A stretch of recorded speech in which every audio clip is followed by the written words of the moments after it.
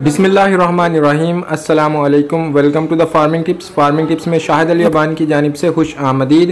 नाज़रीन, आज मैं एक ज़बरदस्त वीडियो लेके आया हूँ जिसमें आपको कैलिफोर्नियन ग्रेप फ्रूट के ऊपर ज़बरदस्त किस्म की टिप्स दी जाएंगी। इसके लिए मैंने रब्ता किया है एक इंतहाई पढ़े लिखे, यंग और जिद्दत पसंद बागबान किसान से।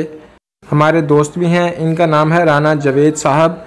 नाज़रीन, आप मर्द हैं या औरत, आप खेतों में बागबानी करते हैं या घरों में छोटा सा बगीचा लगाते हैं, तो ये वीडियो आपके लिए नहायत अहम इसलिए है कि आप किसी भी डॉक्टर या हकीम से पता कर लें कैलिफोर्नियन ग्रेप फ्रूट के क्या क्या फ़ायदे हैं। जब आपको इनके फ़ायदे का पता चलेगा तो आपका कम से कम एक बार दिल ये ज़रूर चाहेगा कि आपके खेत में या आपके घर में ये ग्रेप फ्रूट ज़रूर हो, ताकि आप इसे खा सकें, आपके अहलो याल इसे खा सकें और इससे इसके फ़ायदे से फ़ायदा उठा सकें। तो इस नायाब वैरायटी को आप कैसे काश्त कर सकते हैं, इसके लिए मैंने रब्ता किया है तहकीकाती इदारे से ताल्लुक़ रखने वाले अपने दोस्त से। वो आपको बताएंगे कि उन्होंने कैसे इस ग्रेप फ्रूट का बाग कामयाबी से पाकिस्तान में पत्तोकी में काश्त किया हुआ है। नाजरीन, इंशाल्लाह ये बात तय है कि आपको ये वीडियो देख के फ़ायदा भी ज़रूर होगा और आपको खुशी होगी। और हमारी खुशी के लिए आपसे रिक्वेस्ट है कि वीडियो को लाइक और शेयर ज़रूर कीजिए। और अगर आप आइंदा भी ऐसी मज़ीद मालूमाती वीडियोस देखते रहना चाहते हैं तो चैनल को सब्सक्राइब करके बेल आइकन दबा दीजिए ताकि हर नई बनने वाली वीडियो की इत्तला आप तक बर वक्त पहुँच सके। तो चलें राना जवेद साहब से मुलाकात करते हैं। अस्सलाम वालेकुम जी भाई, नाजरीन को अपना तारुफ करवा दीजिए और इस ग्रेप फ्रूट के बाग के बारे में भी बताइए। अस्सलाम वालेकुम वरहमतुल्लाहि वबरकातुहू व मग़फ़िरतुहू। जी, मैं अपना तारफ़ करवा देता हूँ। राना जावेद अशरफ मेरा नाम है। मैं पत्तोगी से एक फार्मर हूँ और एक कंसल्टेंट हूँ एग्रीकल्चर का। और अल्हम्दुलिल्लाह बहुत ज़्यादा फ़सलों पे अबूर हासिल होने के बावजूद एमएससी एग्रीकल्चर भी हूँ। और अल्हम्दुलिल्लाह हमने एक दोस्त को मशवरा दिया था, एडवाइस किया था, कैलिफोर्निया से ग्रेप फ्रूट मंगवा के लगवाया है और उसका रिज़ल्ट दिखाने के लिए आप दोस्तों को हम बाग में आए हैं। और माशाल्लाह ये आपको फ्रूट नज़र आ रहा होगा, ये ग्रेप फ्रूट है और तकरीबन 300 ग्राम से लेके 900 ग्राम तक ग्रेप फ्रूट यहाँ पे अवेलेबल है। और आप देख रहे होंगे फ्रूट की कंडीशन पीछे नज़र आ रहा होगा आपको।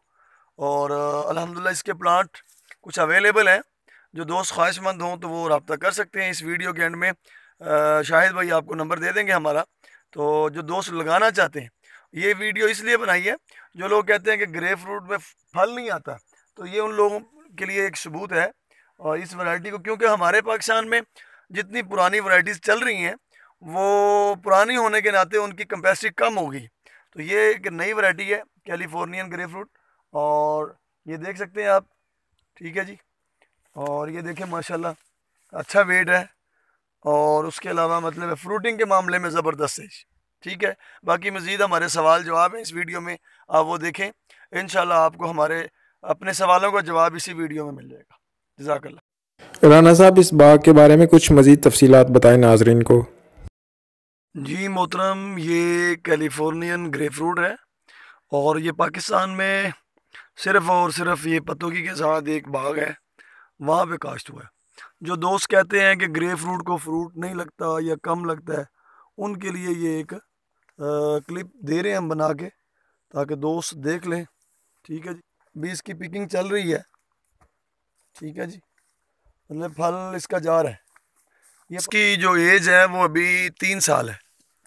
तो ये माशाल्लाह देखें 3 साल का फ्रूट जो है ज़बरदस्त है जी, ठीक है जी। माशाल्लाह बहुत ही खूबसूरत है। और ये 20 रुपये का पर फ्रूट बाग वालों का सेल हो रहा है।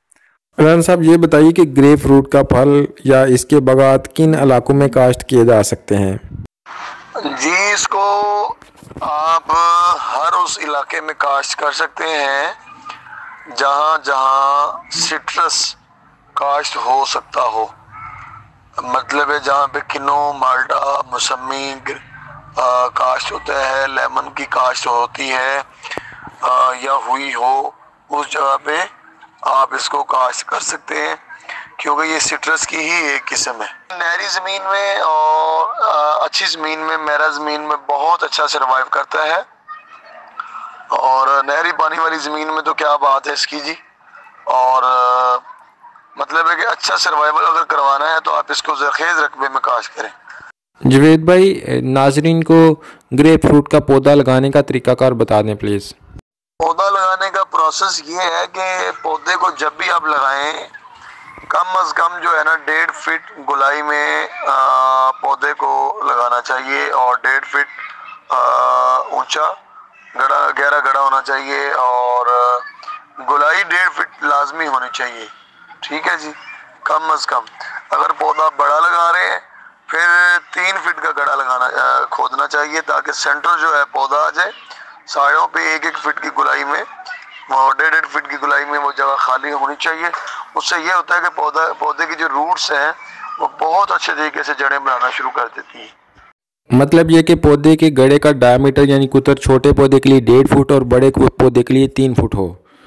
जी भाई, तो ये बताइए कि पौधे से पौधे का फासला कितना होना चाहिए और रो से रो का कितना फासला होना चाहिए आपकी नज़र में? पौधे का जी फासला जो है वो रवायती तरीका जो है पुराना, उस तरीके से अगर लगाना है तो 20 बाय 20 के हिसाब से उसमें तकरीबन 100 प्लांट काश्त होता है और 100 प्लांट वाला जो बाग है वो तकरीबन 1 लाख रुपए से लेके 2 लाख रुपए तक इसके ठेके पे चला जाता है। ठीक है जी।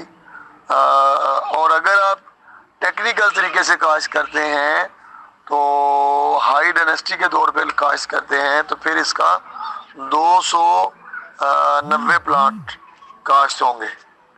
290 प्लांट हाई डेंसिटी पे काश्त होंगे और उसमें 3 साल 4 साल ट्रैक्टर भी चल सकते हैं, हल भी चल सकते हैं। और हाई डेंसिटी में ये होता है कि अगर आप 1 एकड़ लगाते हैं, 100 पौधा लगाते हैं तो आपका पौधा 2 लाख का 1 एकड़ होता है पौधों से। तो अगर आप 300 पौधा लगाते हैं तो आपका 6 लाख रुपए का 1 एकड़ होना चाहिए। अच्छा भाई, ज़बरदस्त। आपने साथ साथ ठेके की भी तफसीलात बता दी। अच्छा ये बताइए कि ये जो रवायती तरीका ठीक रहता है या हाई डेंसिटी? आप क्या रिकमेंड करेंगे? आपके ख्याल में कितने पौधे लगने चाहिए 1 एकड़ में? तो पौधे जो हैं वो 300 तक लगाना चाहिए। तकरीबन इसका जो डिस्टेंस है वो 12 बाई 12 पे रखना चाहिए। ठीक है जी। और इसकी सालाना अगर कोई फार्मर प्रूनिंग कर ले तो कमाल का रिजल्ट है इसका। प्रूनिंग कर ली जाए तो इसका ज़बरदस्त रिजल्ट मिलता है और उससे ये होता है कि फ्रूट की पैदावार बढ़ जाती है। अच्छा भाई, ग्रेप फ्रूट के पौधों की डिफरेंट वैरायटीज़ के बारे में बताइए। ये बताइए कहाँ से मिलता है और ये फी एकड़ लगाने में कितना खर्चा आ जाता है पौधों का? जगह से दस्तयाब है। डिस्ट्रिक्ट सरगोदा है, डिस्ट्रिक्ट साहिवाल है, मुल्तान है, मुजफ्फरगढ़ है, पत्तोगी है, लेकिन जो इसका मेन हब है वो पत्तोगी है। उसकी रीज़न ये है कि यहाँ पे एक ग्रेप फ्रूट में भी तकरीबन 3 वैरायटीज़ चल रही हैं और सीडलेस में भी ग्रेप फ्रूट आ गया हुआ है और रेड में भी ग्रेप फ्रूट आ गया हुआ है और वाइट में भी है। ठीक है जी। और इसमें भी 3 कैटेगरीज होती है ना, तो लेकिन ये आपको सिर्फ पत्तों से ही दस्तयाब होगा। एक पौधे का जो रेट है वो 100 रुपये से लेके 200 रुपये तक रेट इसका चल रहा है मार्केट में। और अगर ये वाली वैरायटी की बात की जाए, ये कैलिफोर्निया की वैरायटी है। ये जो लगी हुई है इसमें फ्रूट की पैदावार ज़्यादा होती है, पैदावार इसमें बहुत ज़्यादा है और ये तकरीबन आपको 150 रुपये से कम किसी सूरत में भी नहीं मिलेगा अगर क्वालिटी पे फोकस करें। ठीक है जी। इसलिए अगर आप 300 लगाते हैं तो आपका तकरीबन 45,000 रुपया 1 एकड़ पे खर्च आता है। जुवेद भाई, ये बताइए कि 150 वाला पौधा लगाने के बाद ये कितने अरसे में तैयार हो जाता है, यानी बाग कितने अरसे में तैयार हो जाता है और इसके ऊपर कितना खर्चा आ जाता है इस दौरानिए में? पहला फ्रूट लेने तक ये 3 साल के बाद पहला फ्रूट देता है और अच्छे मच्योर जो पौधे होते हैं वो 2 साल के बाद भी फल देते हैं। तीसरे साल तो बहुत अच्छा फल देता है। और इसका ये है कि इसका तकरीबन 10,000 रुपये सालाना आप खर्चा लगा लें। तकरीबन 2 बोरियां खाद और पानी वगैरह के अलावा मतलब 2-3 बोरियां खाद और 10 से 15,000 रुपये इसका सालाना खर्चा है जी। इसके बाग को पानी कब कब दिया जाता है और इसकी तैयारी के लिए फी एकड़ कितने बंदे दरकार होते हैं? इसमें जी कोई ज़्यादा लोगों की ज़रूरत नहीं है। एक मरतबा इसको लगा देना है और महीने के बाद 20 दिन के बाद रूटीन वर्क के हिसाब से आप जैसे दूसरी फसलों को पानी लगाते हैं वैसे इसकी केयर करें और ज़्यादा लोग रखने की या ज़्यादा वर्कर रखने की इस पर ज़रूरत नहीं है। जस्ट पानी लगाया जाए, खाद लगाई जाए, उसके बाद इसकी कोई ख़ास ज़रूरत नहीं है। हाँ, जब इसकी फ्रूटिंग पे ये तैयार हो जाता है तब लेबर ये ठेकेदार खुद अवेलेबल करते हैं, और अगर फार्मर ने खुद तोड़ के फेंकना हो तो 2 से 3 लोग 4 लोग भी इसको मैनेज कर लेते हैं। जवेद भाई, ये बताइए कि इसमें कौन कौन सी फसलें काश्त नहीं की जा सकती? मैं ये फार्मर हजरात को ये बताना चाहूँगा कि इन चीज़ों का ख्याल रखें। इसमें 3 चीज़ें काश्त नहीं करनी चाहिए। इसमें गंदम और जवार और जवी, ये काश्त नहीं करनी चाहिए। अगर ये काश्त करेंगे ये फ्रूटिंग भी नहीं करेगा और ये पौधा भी तैयार नहीं होगा। भैया ये बताएं कि इस बाग में खाद कब कब दी जाती है और कितनी दी जाती है? खाद इसको अगर रवायती तरीके से बाग लगाते हैं, पुराना जो तरीका है उस तरह लगाते हैं, तो आपको 1 बोरी पोटाश और 1 बोरी नाइट्रोफास की आपको देनी होती है पूरे साल के लिए। तो अगर आप हाई डेंसिटी पे लगाते हैं तो आपको 2 बोरी पोटाश और 2 बोरी नाइट्रोफास डालनी चाहिए पूरे साल के लिए। ठीक है जी। और कब देनी चाहिए? ये जब ये फूल उठाता है फरवरी मार्च में, मार्च के एंड में जाके फूल उठाता है, आपको मार्च में इसकी खाद खपत वगैरह जो करना है, इसकी खेचल गोडी छोटी करनी है, आपको मार्च में करनी चाहिए। अच्छा भैया, ये बताइए कि इस बाग को बीमारी कौन सी होती है और इससे बचा कैसे जा सकता है? इसको कोई ख़ास बीमारी नहीं है जी, और क्योंकि बीमारी इसको लगती है तो वो कीड़े की लगती है, कीड़ा, फल का गिरना। तो इसमें अगर कोई फसल काश्त ना की जाए तो वो भी नहीं गिरता।